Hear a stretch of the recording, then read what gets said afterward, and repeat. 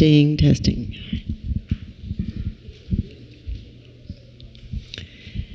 Tashi Dalek, everybody. Welcome to Sunday morning meditation. So good to see all of you here on this lovely Sunday day.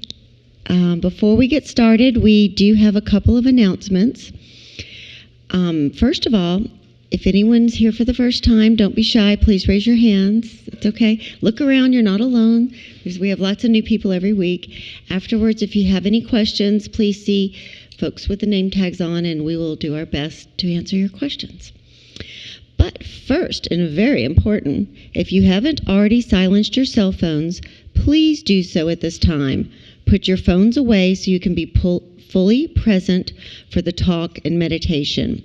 If you must use your phone, please do so outside the meditation hall. We would like to invite you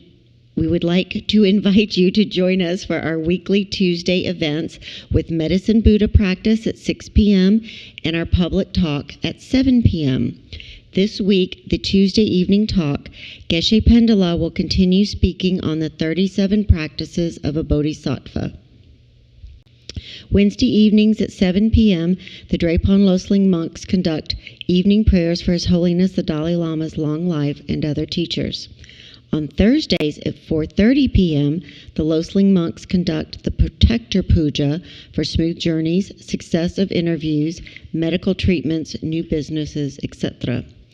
Our popular 5-class foundation series continues April 11th with the 4 immeasurables: loving kindness, compassion, joy, and equanimity. This one-day retreat via Zoom only focuses on the 4 immeasurables, which are cultivated to extend towards sentient beings with a mind free of bias. This series is a prerequisite for the intermediate series and some retreats. Then we are pleased to announce a return visit with the nuns of Swarshti Abbey on May 7th to give an evening talk to our community before heading back home to the Abbey. Join the visiting nuns Venerable Thupten Damcho and Thupten Rinchen as they lead an exploration in empathic joy and equanimity. They will discuss how to move past the subtle biases of us versus them, and how to cultivate a joy that isn't dependent on our own personal gains. And this is in person only. Then we are thrilled to announce the upcoming book release of Engaged Compassion by our founder and spiritual director, Geshe Lobsang Tenzing Nege, Ph.D. The book will be released on May 12th, and on Sunday, May 17th, Geshe-la will lead our 11 a.m. meditation and host a book signing afterwards. Pre-orders are available now through all major booksellers. Pre-ordering is a wonderful way to support the launch of this meaningful work. There's more information on this in the lobby. Join us today after the basics of meditation for our Sunday Chai social hour in the gallery, hosted by our members and volunteers every first Sunday of the month. As a reminder, please do not park on the grass along the driveway or behind the building if the lot is full. Overflow parking can be found via Skyline Drive at the John Lewis Elementary School outside of school operating hours. Only access school parking via Skyline Drive and walk through to our site. Information on all this can be found in the lobby and in our website at drepung.org. If anyone is interested in volunteering opportunities to get more involved in supporting our center and programs, please see me or our volunteer coordinator, Michael. And if you're interested in becoming a member to support our ongoing programs and to take advantages of benefits like discounts on courses, retreats, and the gift shop, applications are available in the library. You can also register online. There's a donation box near the entrance of this room. Your generous support helps us to continue to offer programs and services like this to our Atlanta community and to those around the world and through our online platforms. Now, as is our custom, please stand as we invite our guest teacher, Leslie Langbert, the Assistant Director for CBCT Programs at Emory University's Compassion Center, to come in for today's practice.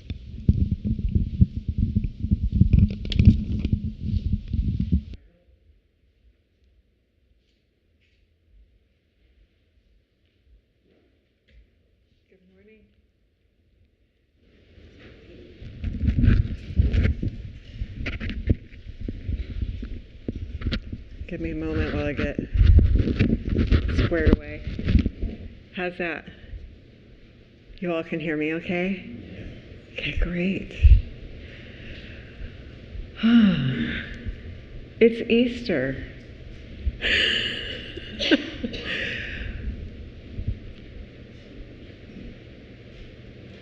And the symbol of new beginnings.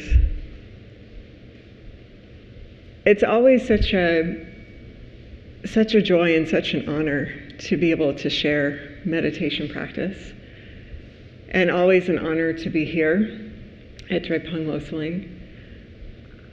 I have been sharing the practice of cognitively based compassion training for the last 13, maybe 14 years almost, and found that that has been an incredibly transformative practice in my life. And I've had the joy of being able to share that practice with so many people through the years. And today, when we think about the basics of meditation, I thought that I really wanted to take some time to kind of frame CBCT and how and why this profound practice that helps us to expand compassion toward ourselves and others is such an integral part of my life, and why it has such profound power when we're thinking about the foundation of our meditation practice. How many of you have taken CBCT or know? A couple of you. Okay. How many of you are familiar with cognitively based compassion training? A couple of you. Okay. Yay. So for a lot of you, this will be new. Yeah.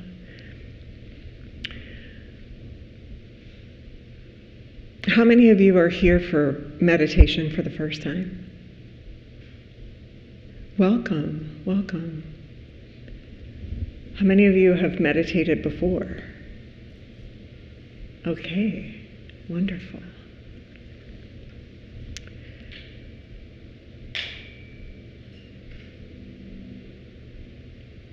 As I was thinking about coming today to share practice with you, and I was really thinking about what feels alive in my own practice right now, particularly this time of year, which is, this time when new things are coming forward. There's new growth.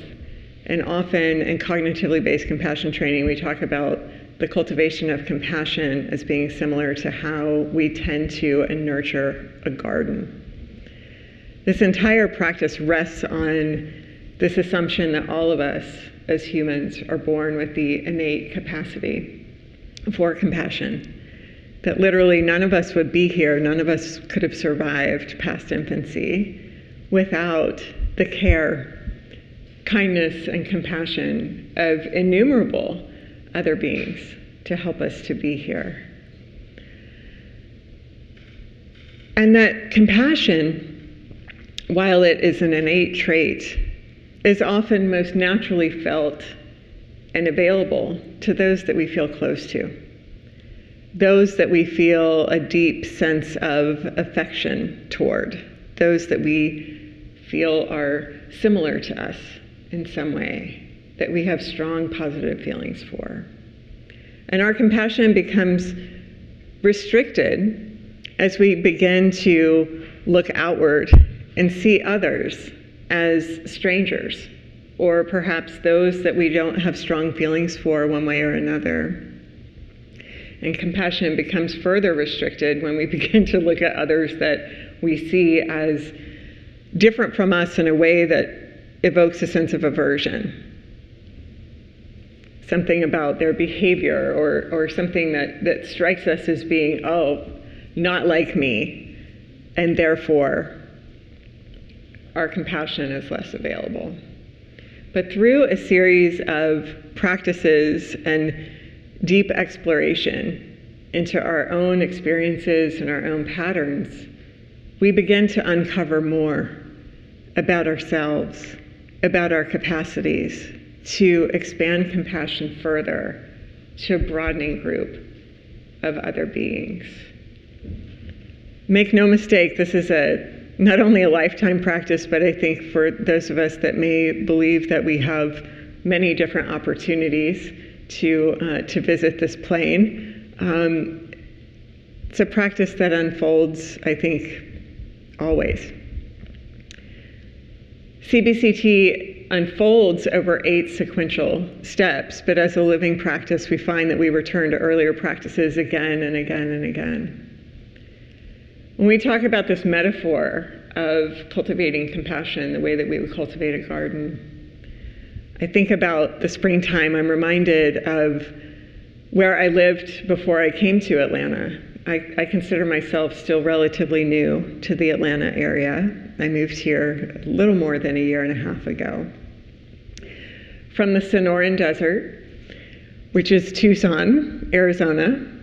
And you know, when you're out in the American Southwest and everything hasn't been completely developed, there's a lot of open space, a lot of natural, sort of untouched land in a lot of ways. And becoming intimate with that land is such a gorgeous experience. To be intimate with the land is to learn more and more about it each season, to notice the rhythms of the land, to become acquainted with the medicine that grows there. Springtime is a time when the plants are collected for medicine. One of the things that I learned as I was exploring the desert there for the 17 years that I had the absolute joy of being able to be there is that medicines don't always come up every season. That the seasons are different. What grows one spring may not be available another. There may be surprises that come up that we don't expect.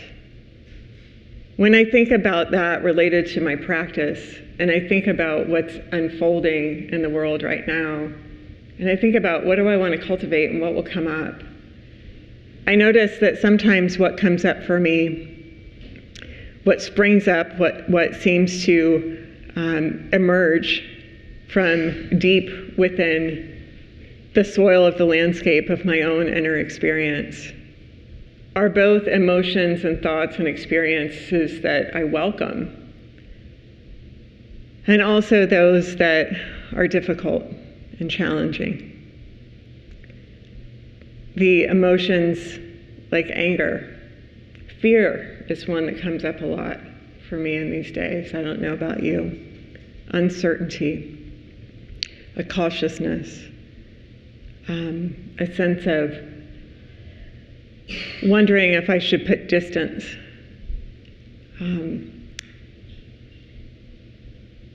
These things that come up that are based on patterns that I might have created a really long time ago that helped me to get through maybe some experience that was stressful or challenging.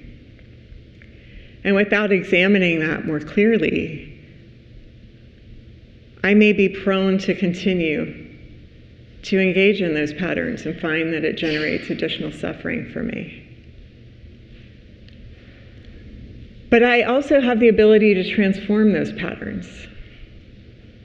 I can work with my practices to help me actually begin to gradually try to uproot those, to make more room for other things that naturally live within my deep inner landscape, to make more room for compassion, for deep acceptance, for love, for courage. A courage that's grounded in love, that's not grounded in a sense of fear or a sense of anger. And the pathway to do that, for me, comes through these practices that I've learned in cognitively based compassion training. This profound practice that unfolds over 8 modules, always begins with sensing into what does it feel like for us when we remember and connect with moments when we've experienced care, kindness, compassion, or moments when we feel resourced, when we feel safer, when we feel a sense of being at home or at ease. Those moments we may find in our memories with other people, but they might be with animals that we care about and love. It may be memories of places that we've been. It might be places in nature. It might be the memory of being at our grandmother's table while she's cooking something wonderful, or offering just deep presence. It could be the sense of feeling at home that we feel in a particular space where we can just relax and be at ease. But we always start there with that reminder, what it feels like to receive care, to feel resourced. Because that also helps us to sense into our capacities to offer a similar environment, a similar presence to others. Our own deep capacities for care and compassion. But you know, our minds are really complex. And if we want to strengthen our sense of compassion, we have to be able to place our attention on the things that will help us to cultivate that. And there's a lot of things that our mind gets drawn toward, right? I like to think about our mind as having 3 kinds of muscles. So there's the muscle of the past. We're pretty good at that. Ruminating on things that have already happened. And sometimes those are really pleasant things, you know, memories of things that felt really good. Oh, it was so much better back then, you know? Or, oh man, I wish I had done that instead, or said that. Another muscle that's naturally pretty developed for a lot of us is the muscle of the future, the forward-thinking one. Oh man, it's going to be so much better when, you know? Or the one that I hang out with a lot, oh my God, what if? Yeah. But the muscle that tends to be less developed is that muscle of attention for where we want it to be, being able to shift it and put it either in the present or to shift it and put it on pieces of our experience that we can find that actually support our sense of resilience. You know, what's here that feels safer? What's here that reveals beauty? What's here that supports my capacity to be with what's unfolding? We refer to that, or I should say the folks that do the research on the psychology of all this, they refer to that skill as attention deployment. Sounds fancy, doesn't it? Attention deployment.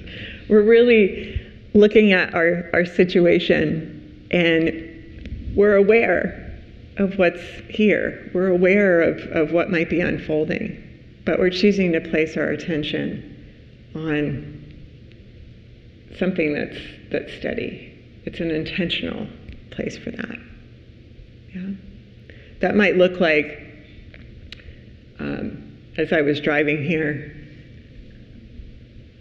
and this was an out-of-towner. I know people talk about Atlanta drivers as being really bad. I think this car had an Oklahoma tag. And I was coming down the road, and it's one of these, 4 6-lane roads, no turn signal or anything. And this large SUV decided to just really randomly and extremely quickly make a 2-lane change right in front of me, right? And so that I noticed immediately this reaction. And I was thinking about, honestly, I'm driving here and I'm thinking about, I wonder what I should say, Will what I offer be something that's meaningful? And then attention deployment, shifting immediately to noticing what was happening on the road so that I and others could stay safe, trying to prevent the suffering of others and myself. So we start with that skill, and then we expand that. We begin to notice. We begin to notice how our thoughts, our emotions, our sensations, how they come and go, how they're not permanent.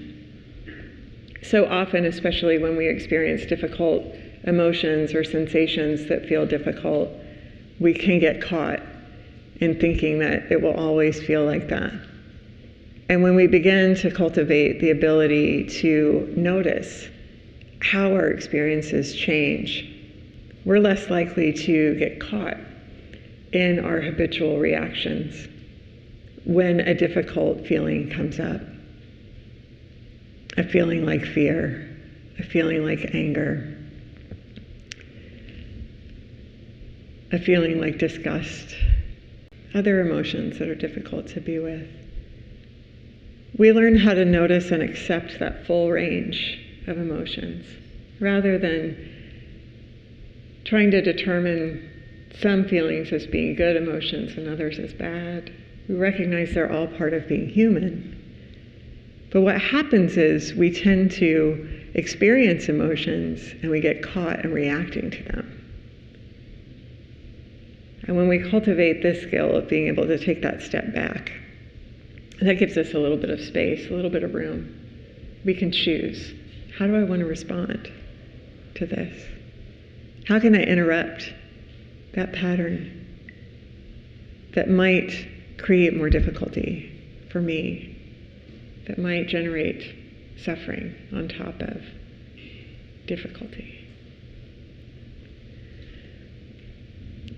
From here, we begin to move into how do we expand our sense of compassion toward ourselves. I don't know about you, but I know that when I experience difficulties, when I make mistakes, when things unfold that perhaps I don't want or that I don't expect, I have this little inner dialogue in there that's kind of critical. Yeah. She's actually quite critical in there. She's quite harsh at times.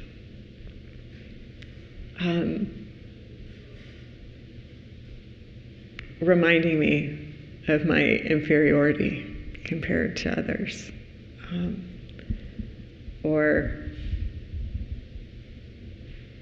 that I won't ever get it right, things like that. And self-compassion, it gives us an opportunity to actually broaden the way that we see ourselves, to see ourselves in a more full way, in a more realistic way.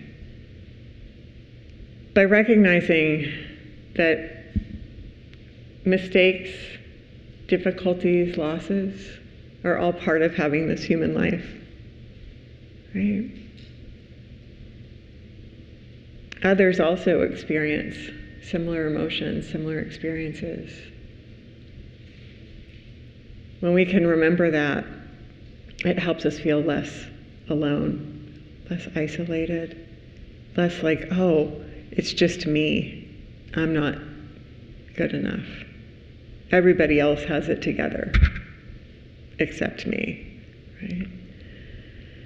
We begin to see that that's actually not true. And that while we have very human vulnerabilities and limitations, and while it's so natural for us to make mistakes, that we also have strengths. And we've been employing those strengths throughout our lives.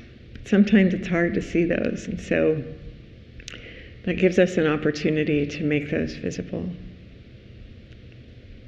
And to recognize, too, that when we experience these difficulties,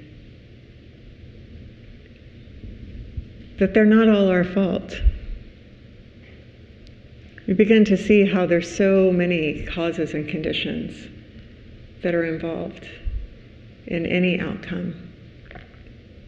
We can't possibly control every circumstance. But when we sense into that others know what we've been through, because they've been through that too, and we recognize the strengths that we do have, it helps us to find a way forward through those difficulties, helps us to lean into those strengths. And we often find that through those difficulties that it helps us to get more clear about what's important to us. And when we see others that maybe have moved through something similar, it deepens our sense of empathy toward them. Right? We want to see them alleviated of their suffering. And we know that they can move through it successfully because we have. So as we're sensing into broadening this view of ourselves, to recognize ourselves as having both strengths as well as very natural human limitations, how vulnerable we are to just getting caught. Now we begin to see others through a full lens as well. We begin to notice that what we all share is the same desire to be content, to avoid pain. And when we make that connection, then that helps us to begin to deepen our sense of identification. We begin to recognize, oh, like me. You know, those that I see as others, they want the same things that I do, and are just as vulnerable to getting caught in their reactions and difficult emotions. They may behave in ways that are different. But underneath all of that is that same innate human desire. And yet, that's still not enough for compassion to naturally emerge. When we talk about compassion in CBCT, we talk about it as the warm-hearted concern that unfolds when we recognize the suffering of another and feel motivated to relieve it. Yeah. I'll say that again. It's this warm-hearted concern that unfolds when we recognize the suffering of another and we feel motivated to relieve it. So there's these three key pieces there. There's this cognitive aspect of compassion. It's recognizing that someone is suffering. That ability to connect with that, to see that. Now we might know that cognitively and still be indifferent. Yeah? So what begins to shift that? The affective component is our ability to sense into what the other is feeling. It's this felt sense of the awareness of the other suffering.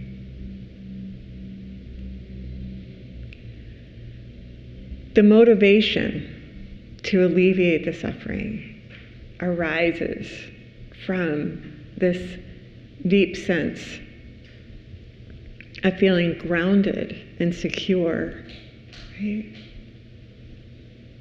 And through recognizing our own capacities for compassion, that we can do something, we can make a difference. And when we sense into and work with self-compassion, we begin to see how we have that ability to find meaning in our own difficulties. We have that ability to clarify what's important to us. We see how we can move forward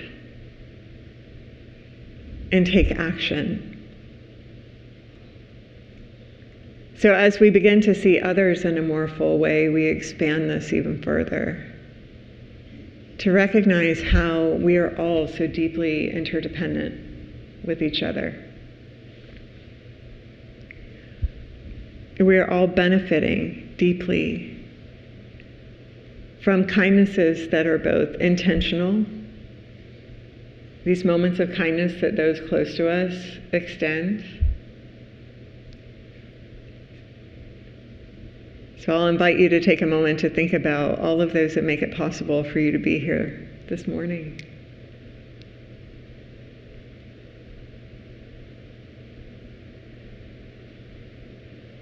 Those in your lives that said, yeah, go ahead. Go on to meditation this morning. I'll walk the dog. I got the kids. Whatever those pieces might be. And then we begin to expand this and make visible the innumerable others whose unintentional kindnesses we have benefited from throughout our lives. How many of you had a cup of coffee or tea before you came in today? Did you eat anything? Have anything to drink? Yeah. Chances are that you didn't grow that coffee or tea.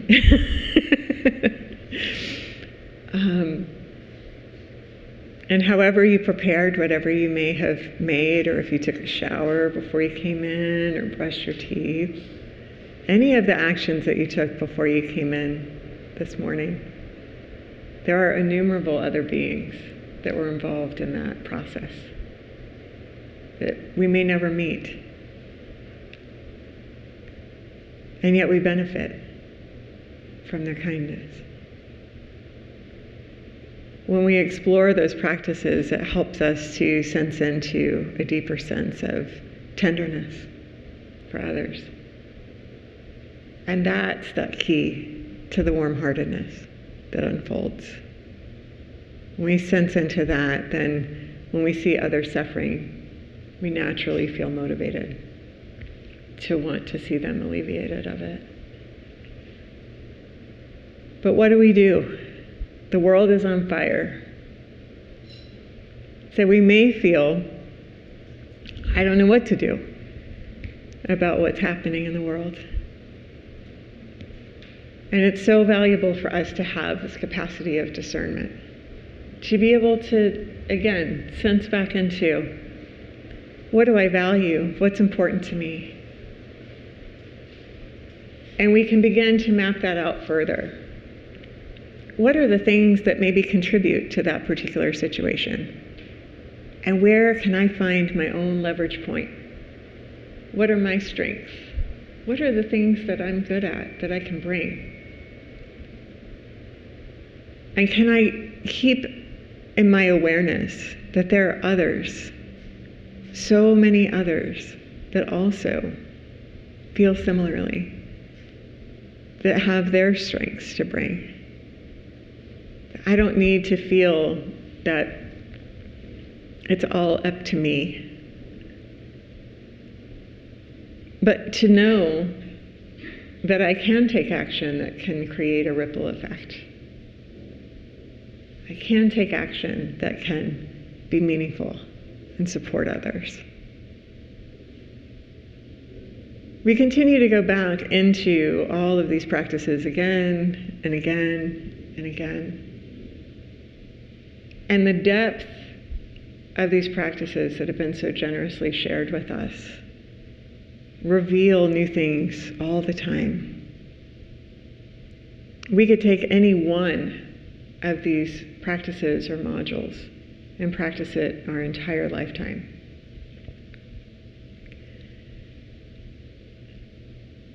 I have the joy of being able to work with emerging CBCT teachers from all over the world. One of the things that I hear often from them about why they choose to share CBCT is because they find it so meaningful that it moves beyond just practices that we do for ourselves to helping us to have a pathway for how to move that action in the world. It's such a powerful and profound practice.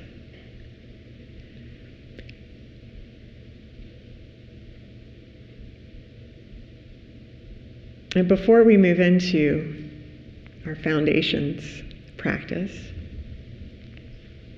I know my colleagues would want me to tell you about how you could access cognitively based compassion training. So I'm going to take a moment to give the plug. We've launched a new online learning platform called Compassion U, and you can access it by visiting compassionu.app. That platform allows you to move through each of the CBCT modules at your own pace. It's as though you're in an animated classroom with facilitators and what we call fictional participants that are moving through the course with you. And then you have the opportunity to deepen your practice with a certified CBCT instructor in live sessions after each module. Okay, so that's my plug for CBCT. As we move into our practice, I want to invite you to, bless you, to take a moment here to maybe bring to mind a moment or perhaps a place or a resource that helps you to feel a greater sense of ease. Perhaps a memory of a time that you felt cared for. Perhaps a moment when you felt at ease. It can be something simple. A time when you watched a sunset with a friend.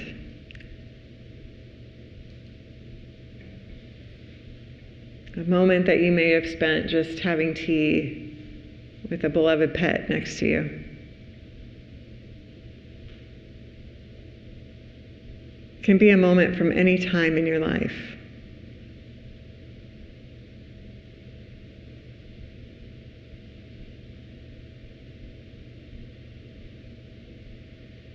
If it feels difficult to connect with a moment of care or support that you've experienced, perhaps it feels more comfortable to remember a time when you offered that to someone. Or maybe a moment when you witnessed care and kindness and ease unfolding among others.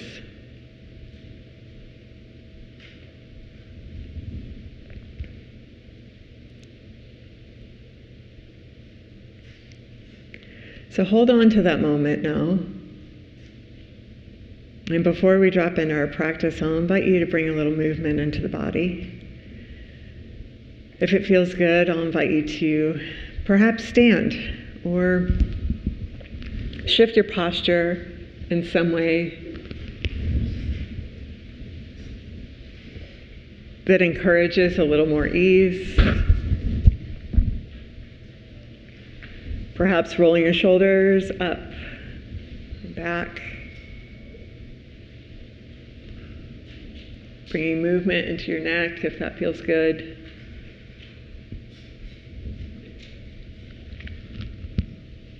And allowing your senses now to really take in where you are. Allowing your eyes to notice what's near you, what's further away. Aware of the light in the space. The sound. The scent.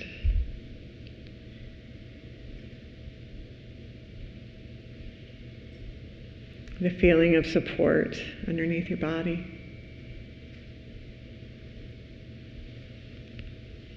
And as you feel ready,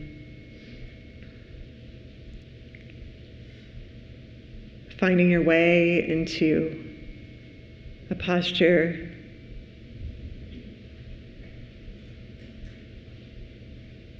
that feels comfortable for you, allowing your spine to be naturally long.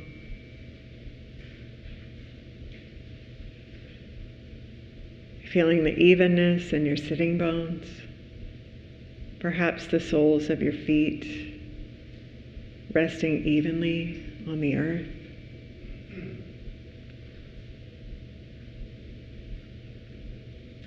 Taking this posture of dignity.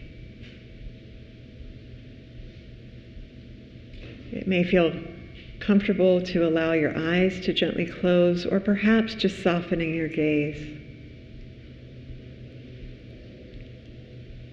Allowing your gaze to rest on a point in front of you.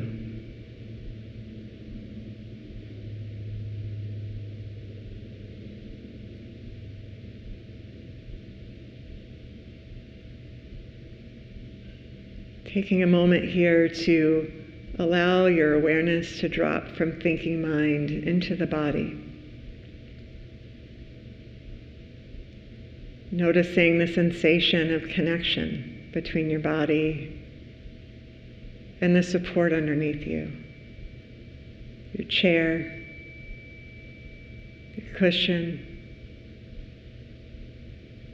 the very earth itself. Stable, supporting you.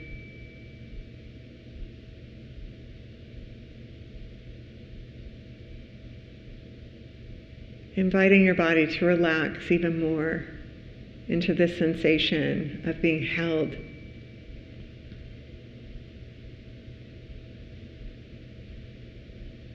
Perhaps even imagining roots growing from your sitting bones down into the earth, anchoring you.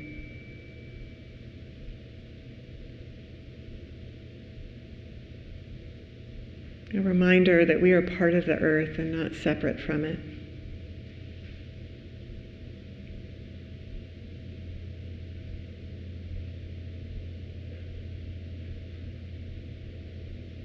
And as you're ready, perhaps gently moving your awareness up into your body.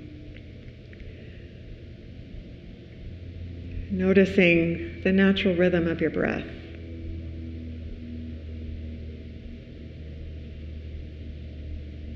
Feeling how the breath moves in your body, and if it feels good to you, perhaps deepening your breath for a few rounds. Breathing in more deeply through the nostrils. Inviting fresh oxygen, cleansing air, infusing all of your tissues.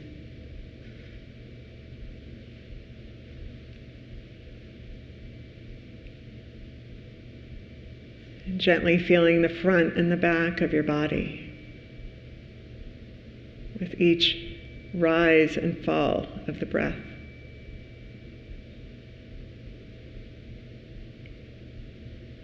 And sensing into the width of your body, the gentle expansion of your rib cage on either side with each breath.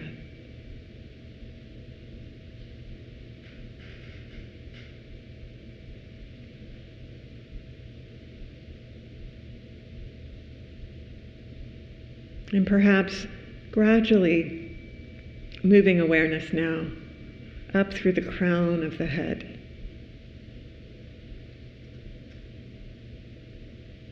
Feeling the spine gently lengthen, the shoulders dropping down away from the ears.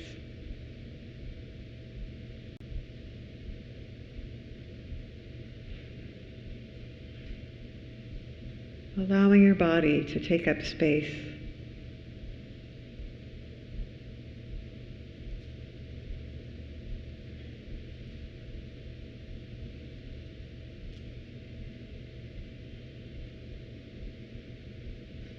And as you're ready, bringing to mind a moment or an object that helps you to feel more secure, resourced, safer, comfortable.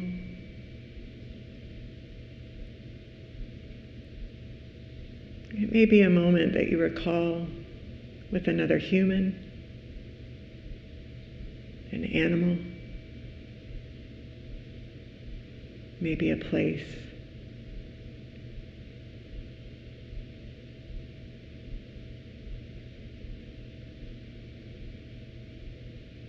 Allowing this moment, this memory to be vivid again.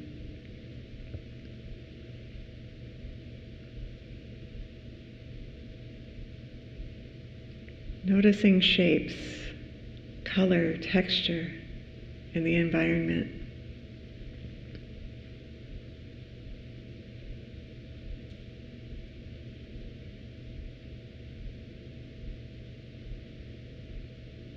Are there scents or sounds?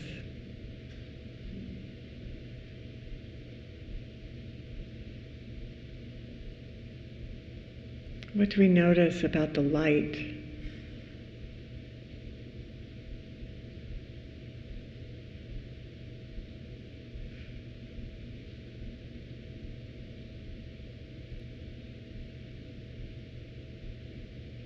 Noticing the qualities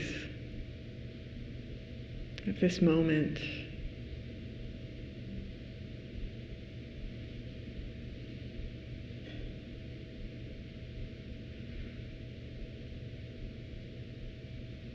Allowing ourselves to once again just deeply rest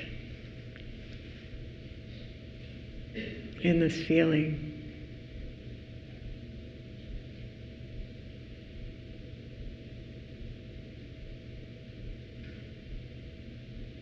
Noticing how it feels in the body.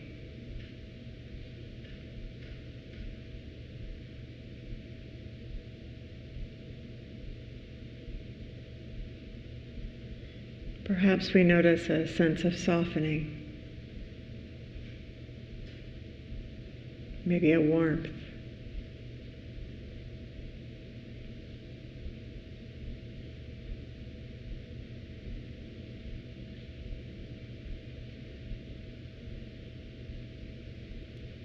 Simply noticing.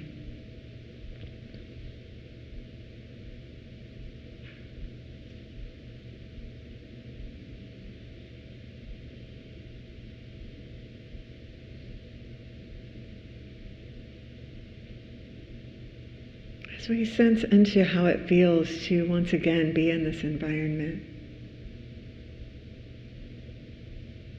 Perhaps noting qualities of care. Maybe a sense of spaciousness, generosity or ease, a sense of kindness, perhaps love.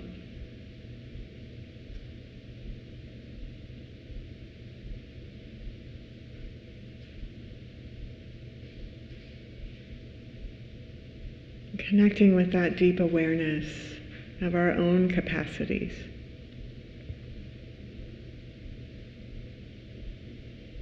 To create this kind of an environment for others.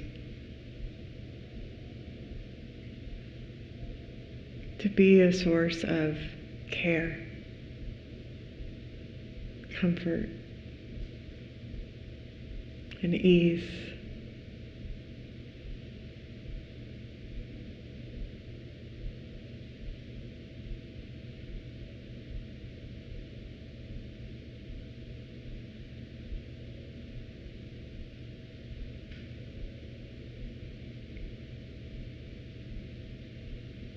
And either staying with this moment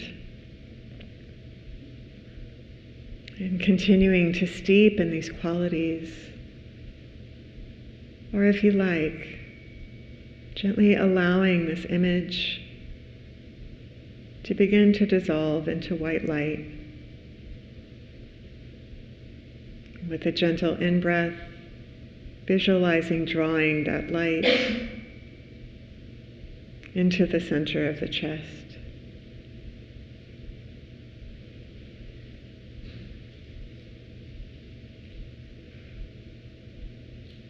That light gently expanding to fill the chest, the torso, your entire body.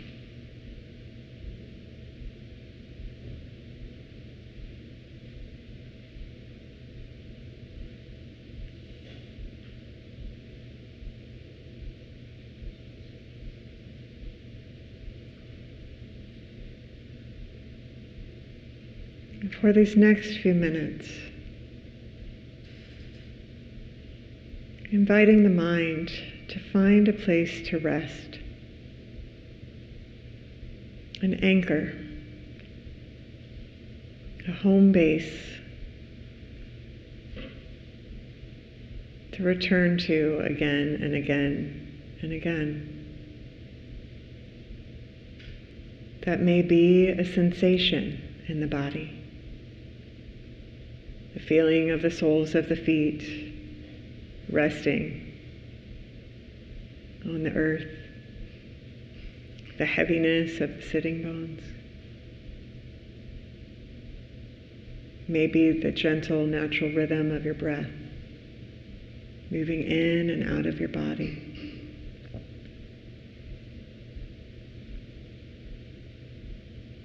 It may be a sound in the space.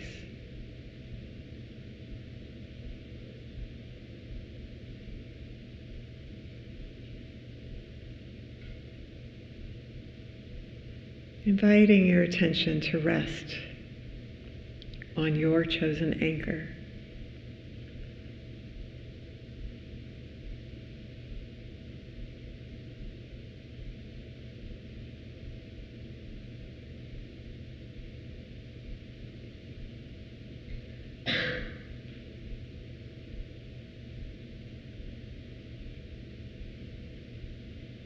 Remembering how natural it is for the mind to wander.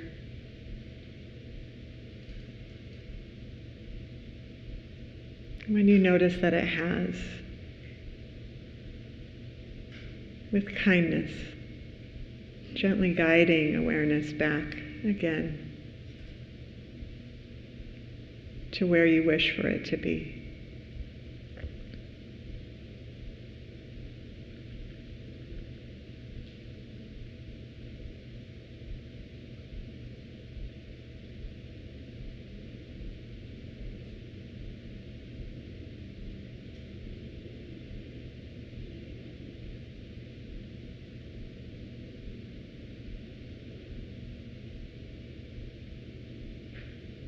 Seeing if you can let go of any of the inner dialogue or questions. Am I doing it right? Oh, this is so hard.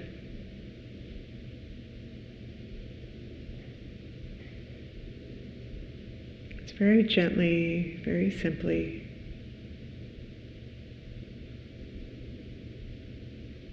noticing your anchor.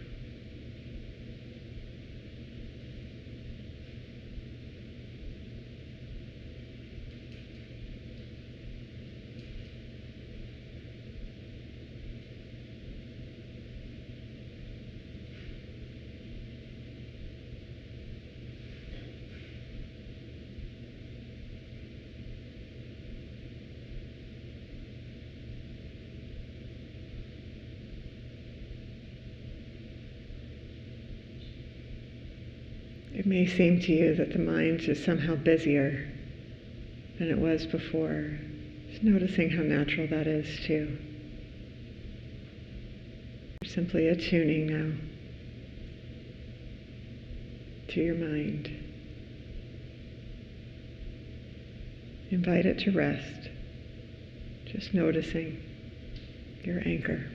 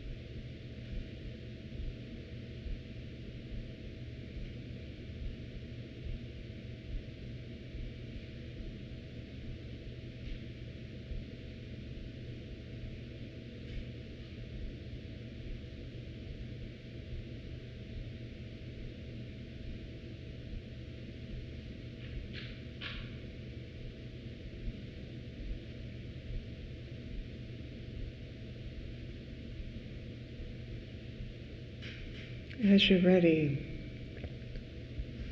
gently releasing your attention on your anchor, bringing awareness back into your body.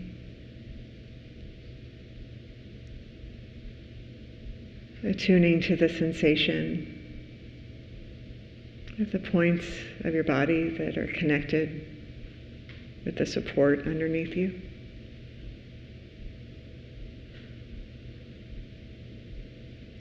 Gradually expanding awareness to notice the fullness of your body.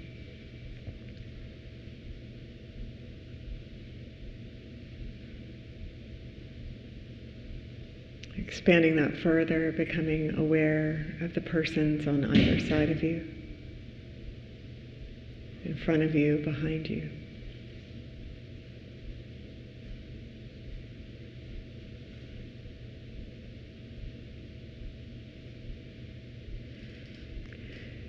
As we prepare to conclude our practice, perhaps taking a moment to dedicate any benefit of our practice this morning to the wish for peace, health, and well-being for those that we know are in need.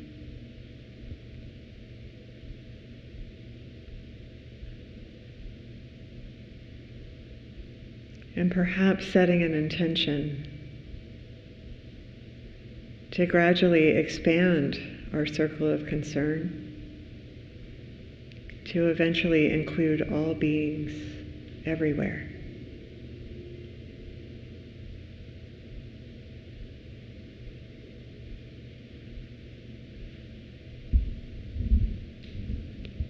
Thank you.